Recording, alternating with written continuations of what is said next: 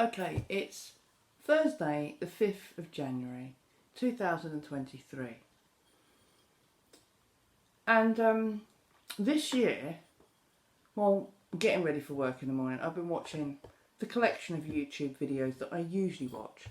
And there's two people I watch specifically, and that's Dr. Campbell. If you don't know him, I will put the link below in the description of the video that I'd like you to watch that I'm referring to in this video. And I also put a link to Katie Hopkins, who sums it up in two videos stunningly. You either love her or you hate her. I love her, think she's brilliant. Lots of people don't like her because she says it as it is. And they don't like the fact that she says it as it is. But she summed up this clusterfuck brilliantly. My hands are fucking a bit blue on the ends because I've been tie-dyeing. Can you see that? Before anyone complains about, oh, your nails are disgusting. I can't operate in gloves, so I don't wear them. I just bleach my hands afterwards, and sometimes it gets caught in the cuticles. Anyway, I digress. I have spent 2022, more so, right? Don't get me wrong, the entire drama since 2020 has been fucking testing. But 2022, I'd rather wipe from my memory and never look at it again. Because it's been shit, okay? It's been shit for me on so many different fucking levels.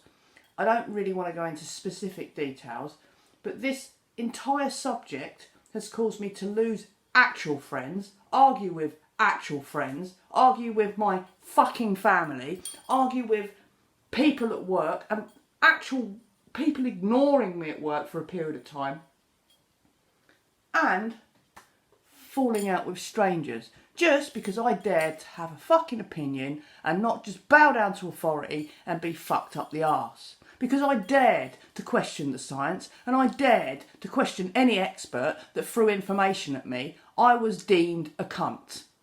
Okay? A cunt. Just a cunt. Just a cunt who's patronising, cocky, uneducated, stupid, selfish. There's a whole array of things I've been called over the last 2 years, but the last year has been exceptionally fuck you, basically. But it turns out that I had a fucking reason to shout about what I shouted about and what I said and da. And some of that shit that we've all been going on about has now come into fruition. Because back in 2020, if I recall, a virus was accidentally released from a lab. Oh, no, it wasn't. It was on a wet market, but it wasn't on a wet market. And then that country went, oh, no, it wasn't us. We didn't leak it. Don't know what you're talking about. It come out of the wet market. Someone bought a dodgy fucking animal.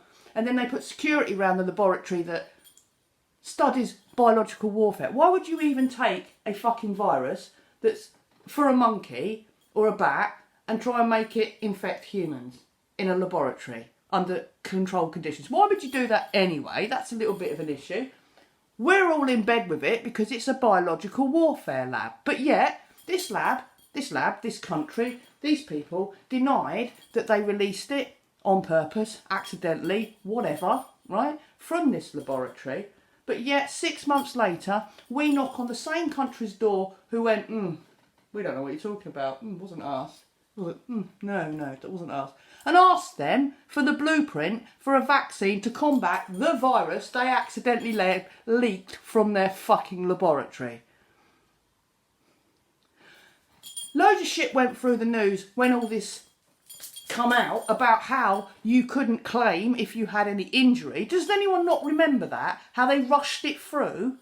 They rushed it through, and one of the things about them rushing it through is that, you know, people can't claim if there's a fucking problem because it's a rush. Does anyone recall that? No. But of course, if you turn around and went, oh, I'm not putting that in, I'll trust my immune system, you were selfish. How you're selfish for not taking something that protects you, I don't know. But hey, you know, we could go into a whole new array of what that was all about. But I went, no, it's alright, I'll take the risk. If I fucking die, I die. I even had a conversation with one of my friends once about how if I got the COVID and was hospitalised, maybe I should pay for my own fucking treatment. You know, okay, well, we can go on a new level then. Maybe people who eat too much food would have to go and have fucking heart bypasses because they've eaten too much food to pay for their own fucking service. Maybe people who smoke 40 fucking cigarettes a day and need a new lung should pay for their own fucking service. We can go down that line. That's called fucking Nazism. It's just not, right? Everyone's entitled to be treated or whatever. Some people take the piss. Some people have no idea on how to have self-care. And we have to take that into consideration in a fucking democracy. But it doesn't mean that because you dared to question that fucking box and the authority in a fucking pandemic that all of a sudden I'm now the bad guy. I didn't go out and purposely infect people. I didn't go out and purposely go around people's houses and fucking mix and whatever else. No, right? My girlfriend, last time I looked, had a fucking cancer in 2015 and had chemotherapy in 2016, and funny enough hasn't got a very good immune system because on the 12th of fucking December this year I got the flu from her because I was looking after her because she was quite ill. She had the flu, okay? Even the doctor said it was the fucking flu. I ain't had the flu since I was 20. I'm nearly fucking 50, so I had the flu for 30 fucking years. Knocked me on my arse for 4 fucking days. I had to stay in bed. And I had a cough for 2 fucking weeks. She's still got the cough. I'm well. So obviously her immune system isn't as good as me. Why on earth would I bring something that I thought could kill her home to her? Why would I do that? I work for a company that serves every fucking house. So we've got 200 fucking delivery staff that go out to every single address. Right? Not every day, but every other day. Right? Delivering letters. So that postman or lady opens the fucking gate, walks down that person's drive, takes the letters and pushes it through their fucking letterbox, and then does it to the next person, comes back to the office with the parcels they can't fucking deliver. But in the beginning, it lasted 24 hours on the surface. If that was the fucking case, why weren't we all fucking dropping dead? Because it was bollocks again. Fear. Fucking fear porn again. But everyone was all, They had lost the ability to fucking think with any kind of common sense, with any kind of critical thinking, and just fear. Oh, I'm going to die, it's a virus. Look at us now, right? 200 excess deaths every day. We can argue a toss that fucking the NHS is on its fucking knees and certain people ain't getting the treatment they fucking need. Yes, but it ain't going to account for the other fucking 150, 170 a day that are fucking dying. No.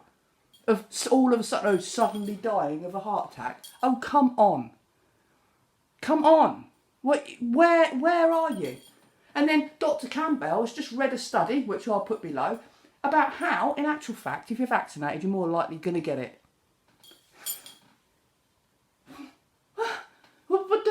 It was kind of on those lines, this study. It was just like, what the fuck, man? You need to watch it to understand fully what is going on. But why? Why is the media not pumping this out? Why are people not saying anything about it? I tell you why. Because of this again. Money. Money. Money. When are you going to fucking realise health is a fucking corporation? You don't make money out of people who are well. And not being funny, and they've been banging on about how the population's far too fucking high. How do you lower it?